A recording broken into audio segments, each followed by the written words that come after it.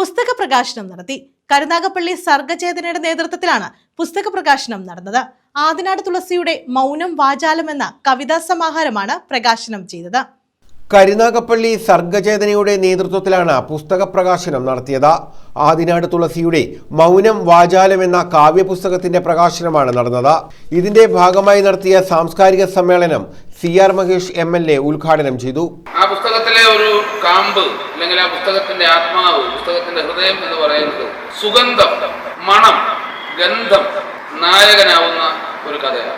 അതാണ് ഞാൻ പറഞ്ഞത്. ഒരു പലർക്കും ഇങ്ങനെയുള്ള സാധനങ്ങൾ കിട്ടാനാണ് പാട്.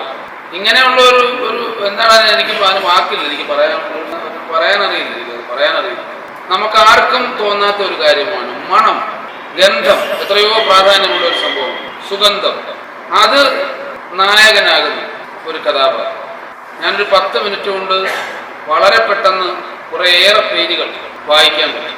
ഒരു സാധാരണക്കാരിക്ക് മനസ്സിലാകുന്ന ഭാഷയിൽ വളരെ പെട്ടെന്നതാണ്. നമ്മളെപ്പോലെയുള്ള പണ്ഡിതരായി പലരും നടിക്കുന്നതാണ്.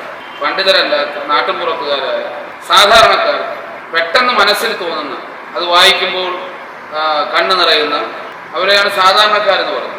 തമാശ കേൾക്കുമ്പോൾ ചിരിക്കുന്നത്, അന്യന്റെ ദുഃഖത്തിൽ സഹതാപം തോന്നുന്ന ആളുകളെയൊക്കെയാണ് സാധാരണക്കാരെന്ന് പറയുന്നത്. മറ്റവരാണ് പണ്ഡിതർ.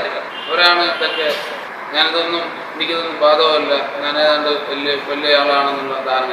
സാഹിത്യകാരൻ ഡോക്ടർ ചേരാവള്ളി ശശി പുസ്തക പ്രകാശനം നിർവഹിച്ചു. ശാസ്താംകോട്ട ദേവസ്വം ബോർഡ് കോളേജിലെ റിട്ടയർഡ് പ്രൊഫസർ AG അമൃതകുമാരി പുസ്തകം ഏറ്റുവാങ്ങി. മണപ്പള്ളി ഉണ്ണികൃഷ്ണൻ അധ്യക്ഷത വഹിച്ചു. കവി ഡോക്ടർ PB രാജൻ പുസ്തക അവതരണം നിർവഹിച്ചു.